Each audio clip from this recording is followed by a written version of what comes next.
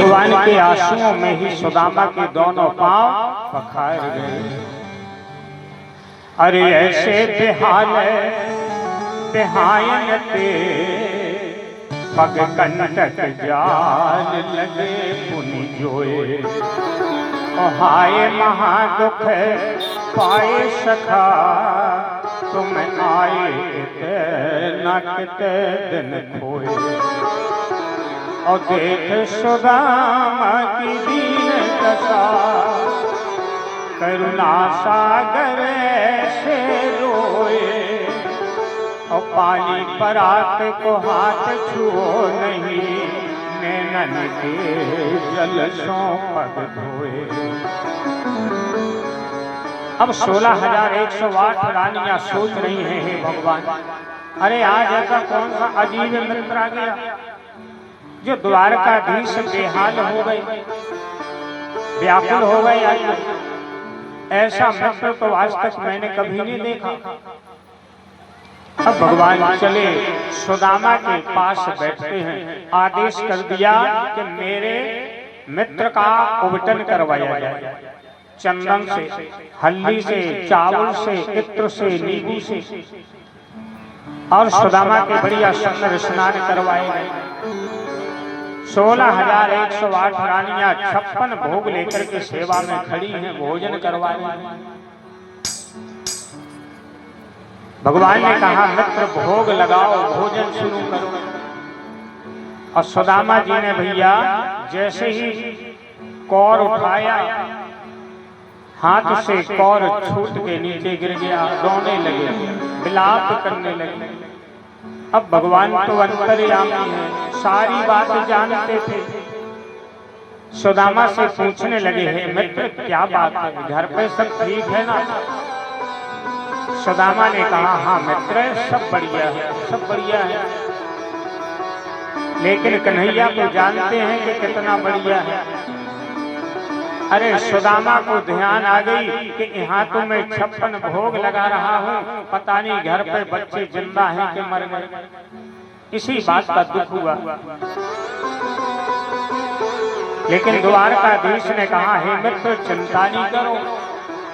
अरे मुझे पता है तुम्हारे गांव में एक सामलिया सेठ पहुंच गए, उन्होंने सारे गांव में भंडारा खोल दिया है, सारा गांव चकाचक भोजन कर रहा है, चिंता करने की कोई जरूरत नहीं। तब सुदामा को शांति हुई, दोनों मित्रों ने भोजन किया। अब बैठ गए, बालापन की बातें शुरू हो गई।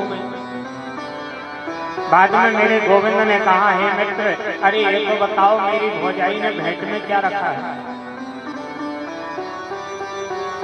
अब सुदामा को बड़ी परेशानी। सुदामा अपनी कांखनों पोटली को और चपाने लगे, क्योंकि शर्म आ रही है कि कहाँ ये 16,108 रानियां, कहाँ ये राजे महाराजे सेवा में खड़े हैं। अगर इनके सामने एक चावल बताएंगे तो मेरे मित्र की बदनामी हो जाएगी। और इसलिए सुदामा जी चाप रहे हैं। लेकिन मेरे गोविंद ने कहा, हे मित्र अरे मुझे विश्वास है तू तो मुझे भूल जाएगा, लेकिन मेरी भाभी मुझे नहीं भूल सकती। कहीं ऐसा तो नहीं कि मेरी भौजाई ने बड़ी मीठी भेंट रखी हो, तूने रास्ते में खा ली हो, क्योंकि तू तो जन्म का चोर है ना, चोर है। बचपन था, इतना प्रेम था भैया, इतना प्रेम था कि भगवान कहने लगे आनंद आ गया। अरे ऐसे भोजन जो जीवन में कभी नहीं मिले। एक ठंका, एक मुट्ठी भरी और मेरे गोविंद ने ठंका लगा दिया।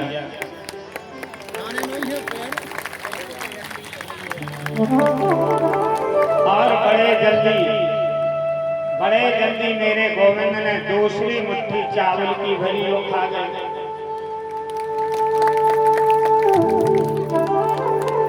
16,108 रानियां विचार कर रही हैं कि आज द्वारकाधीश को क्या हो गया है।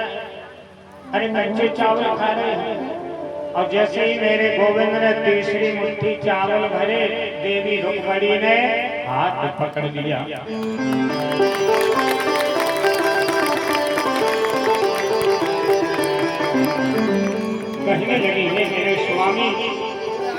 मैंने समझ ली तुम्हारी चालाकी। अरे 2 मुट्ठी चावल खाकर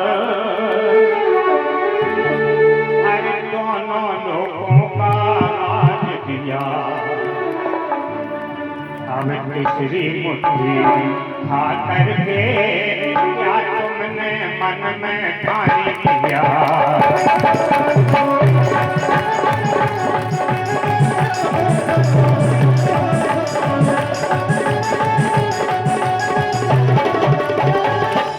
रुक्मिणी ने कहा, हे नाथ, अरे 2 मुट्ठी चावल खाकर तुमने एक गरीब ब्राह्मण को 2 लोगों का राज दे दिया।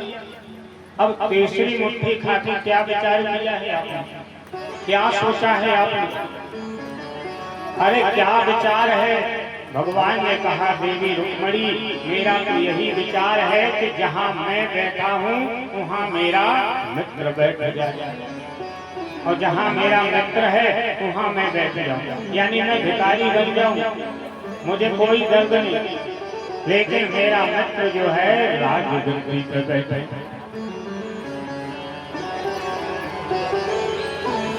बंधुओं,